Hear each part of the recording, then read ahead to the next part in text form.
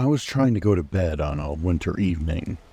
I looked at the clock, and it read 8 p.m. It was too early for most people to sleep, but I had been tired that day from a lack of sleep the night before. I closed my eyes and tried to fill my mind with pleasant thoughts that always seemed to help me fall asleep. As they filled my mind, the darkness from the room slowly crept its way into my vision. The vivid colors that everyone loved to stare at from their closed eyes were replaced with utter blackness. That's when the darkness had found its way into my thoughts as well. As soon as I had just one thought about the dark world that shrouded me, my years of surfing dark places on the internet had whooshed back from my memories. The thoughts of Jeff the Killer, Smile Dog, Slender Man, and the worst of all to me, the RAKE. All filled my mind with horrible images that made my body shudder. I was able to easily push off the thoughts of the first three as I was too tired to care, but the thought of the RAKE stuck with me. The idea that if you even catch a glimpse of the creature and you would die made me wonder, how exactly would you die? I lay there in my bed face down. It was the comfiest position for me to sleep in, thinking about the creature. That's when I felt it. There was something sitting on my leg. I could feel the pressure on my calves. I didn't want to look at what it was for fear of discovering its true identity. I lay as still as I could, slowing my breathing to the point of almost suffocating myself. When the pressure had not left my legs after what seemed like hours, I decided enough was enough. I counted down. 5, 4, 3, 2, 1. I held my breath as I mustered the strength needed to perform the action I had planned. With a quick motion, I flipped myself, along with whatever was on my legs, over onto the ground. When I got up, the creature had already positioned itself across the room from me, standing on its hind legs. I couldn't believe what I saw. I went to rub my eyes in disbelief, but stopped myself. I was acting rational, despite my exhaustion. The moment I closed my eyes would be the moment of my undoing. I stared the creature down, peering into its soulless eyes. As the moments, or what seemed like moments, passed, my eyes slowly adjusted to the darkness, and I was fully able to see what I was staring at. It was the creature from my thoughts, the RAKE. It was real, and it was in my room. I thought back to the legend of seeing the creature. I could care less if I was going to die, but I knew I wasn't going to go out there right there in my own bedroom. I tried to think of a plan, maybe grab the nearest thing on the floor to use as some sort of weapon. I looked around in front of myself, trying not to lose eye contact with the RAKE. I saw a shoe, a worthless weapon, but better than nothing, or so I thought at the time. I tried to make my body move towards the shoe, but I was met with twitches among my arms and legs that signaled the creature to begin. It darted towards me, shrieking so loudly that I had to cover my ears. Before I had time to recover, the RAKE had already rammed its body into me. I fell and hit my head on the back of my nightstand. My ears rang as my vision refocused on the creature attempting to tear at my body. I couldn't move as the creature was unresponsive to every order I gave it. I could only helplessly watch as the creature stretched and clawed at my body. I had given up at this point.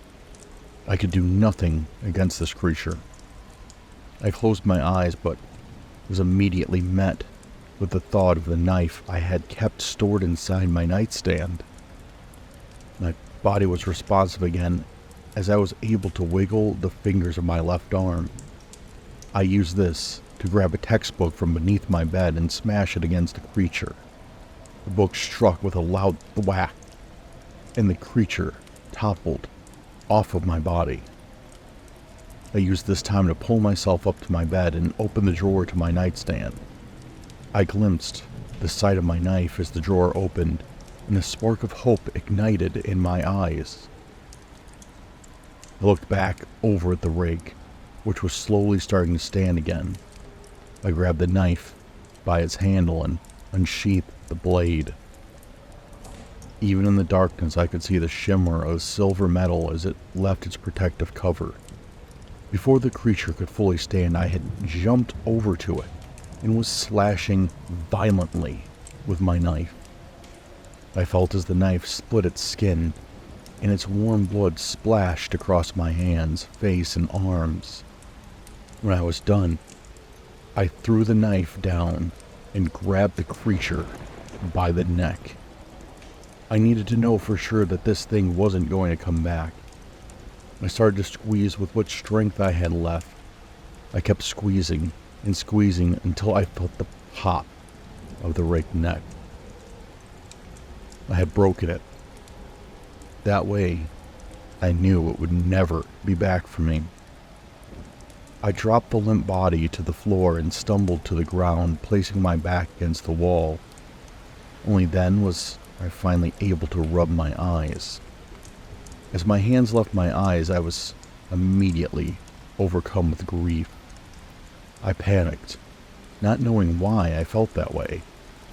I strained my eyes and looked to the clock. We were at 8:10 p.m. and its bright blue symbols. It had only been 10 minutes since I tried to fall asleep. I laid my head back against the walls and allowed my eyes to readjust the darkness. Once they did, I stopped breathing.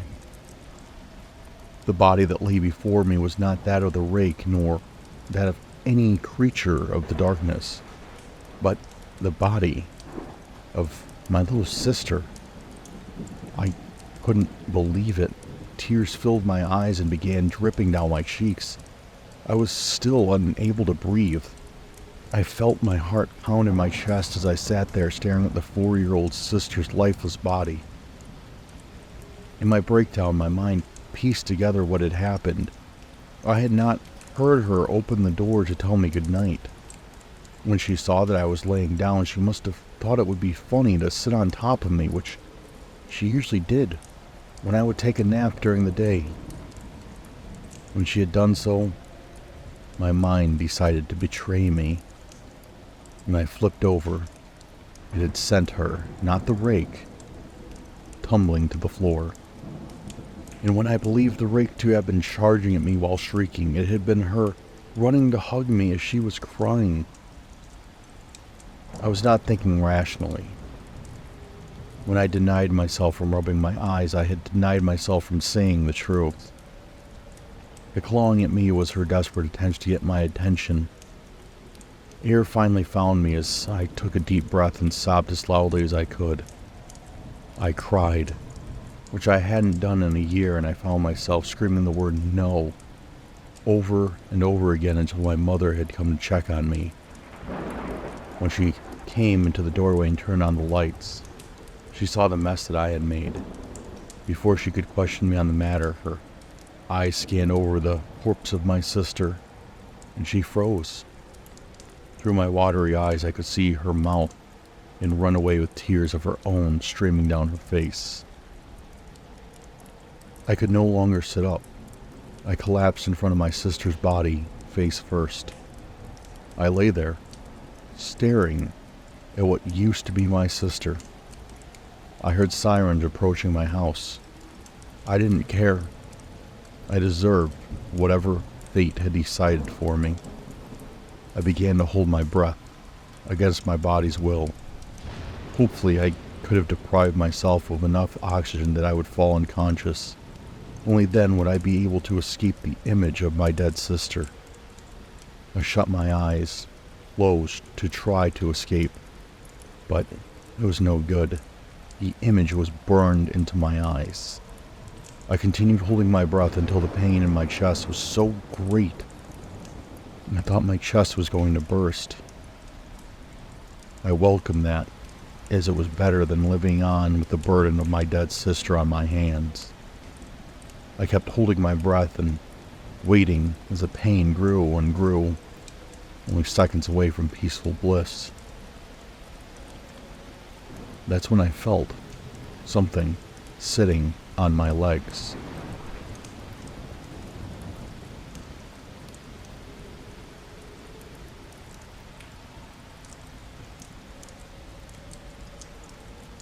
I'm going to cut to the chase. Today, I was walking home from my job at a med spa a few blocks away from my house. For some reason, there was a lot of traffic in that area, so I just decided to take a shortcut home. I, at the time, wasn't thinking about how stupid that was because I'd never been down these roads before. As opposed to walking straight across the street, I made a left and figured I'd just cross later on down the street where the gaps between oncoming cars should remain long enough for me to sprint through. Just as I was about to turn right onto the street again, I could feel my phone vibrating in my Eeyore-shaped book bag. I shrugged it off my shoulders and held it in one hand, using the other to force into the book bag and paw around for my phone. I pulled out my phone, zipped the backpack up all the way, and slipped it back over one of my shoulders. I glanced down at my phone. My mom was calling. I tapped the answer button and raised the phone to the side of my face, still walking. Hello? I got no reply. Just some static and muffled voices in the background. It sounded like my mom and her longtime friend who I'd known since I was about 4. I rolled my eyes, hung up, and slipped the phone into my pocket. When I looked up, I realized I had forgotten to turn down the street to my right. Figured it wasn't that big of a deal. I could try and find my way back or just call for someone to pick me up. I had friends with cars. I heaved what would probably sound like an overly dramatic sigh upon turning around, but I didn't keep walking. I had locked eyes with the most repulsive thing I'd probably ever seen in my life. I couldn't move. I just stood there with my face blank, my eyes wide in shock. I wanted to move, to launch an emotion and to run to someone's house and beg for them to let me in. But I couldn't. I just couldn't. I just stared at it. It was crouching on all fours and it was an ashen gray color and its skin looked like the surface of a powdered donut. Just gray instead of white. It had a pretty human body too. It was just hairless, but incredibly thin. Beyond anorexic thin. All of its bones were prominent. It began to crawl toward me. It was around 15 feet away, but I was still horrified. I could feel the muscles of my torso tighten, and my knees begin to tremble. Both of my hands flexed open, which I figured was indicative that I could move again. An unusual squeak forced itself from the back of my throat as I turned on my heel and hauled ass down the street.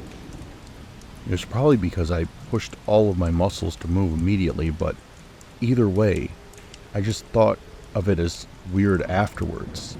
So, yeah, I ran as fast as I could in the direction of my friend's house. She'd moved around a month ago and gave me directions to her new house in case it was raining when I came home from work, which was weird because my house was closer to it than it was to hers. Either way, I made it to her doorstep. I didn't know whether it actually followed me or not, but I wasn't risking anything. I threw myself onto her doorstep and beat the door with my fist at least 12 times until she answered. I darted past her and into the house, pulled her away from the door and slammed it shut, then locked the bottom lock because I didn't have keys to lock the top one. She demanded an explanation for my interesting entrance, and I told her everything. She brought up something about this thing called the RAKE, so I looked it up on her laptop and immediately felt nauseous. Normally I'd love to stay at her house and chill, but I wanted nothing more than to go home. So she made me eat something and then she drove me home. It's been 6 hours since then, and I'm really worried that it might find me. I keep thinking, what if it waited outside until we left the house? What if it followed her car to my house? What's going to happen if it finds me? I'm honestly terrified. I've read several stories about the RAKE, supposedly real accounts. My dad is supposed to return home in a few hours, so that's short of reassuring. This experience definitely scared the hell out of me.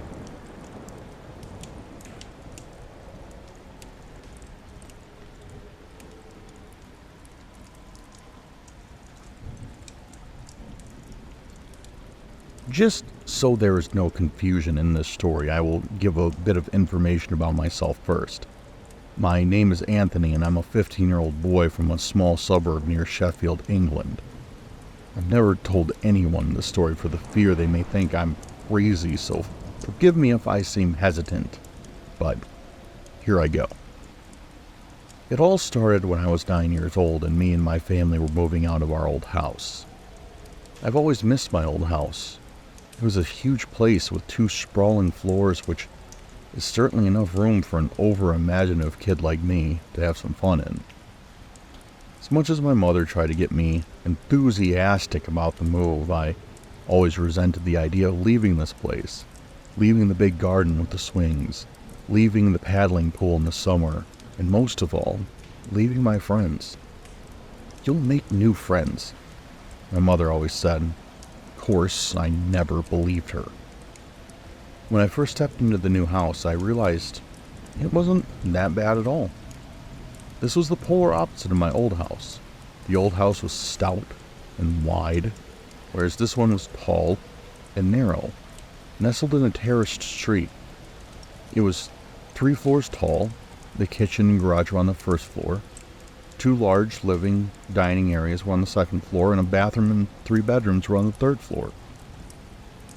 My dad showed up and showed me to my new room. The room was a lot smaller than I expected, but it seemed nice enough. The bed sat directly opposite to the door, and there was an empty wardrobe in the corner of the room. I then saw the trap door to the attic for the first time, positioned perfectly above my bed. This was slightly unnerving to me, so I asked if I could switch bedrooms with my brother. The answer was a resounding no, and I unpacked all my things in a moody fashion. The next few weeks went by without incident, and we collectively spent most of our time decorating the house and getting settled in. It was a sunny day in June when strange things started happening. A few friends and I had just finished riding our bikes around the street, and I was exhausted, so I decided to go to bed. I slept for around 2 hours and woke up in a heavy sweat, with a terrible sense of fear, which is odd because I had a nightmare-free sleep. Eventually summoned the courage to get up and walk to the bathroom. Upon my return to the bedroom, I noticed something odd through the small keyhole in the attic door above my bed. I noticed a small white light rhythmically pulsating on and off. In my curiosity and sense of bravery after my courageous trip to the bathroom, I stood on my bed and placed my eye no less than an inch away from the keyhole. Without warning, thunderous crash resonated from above my head, and I was flung backwards from my bed, landing hard, flat on my back on the hardwood floor.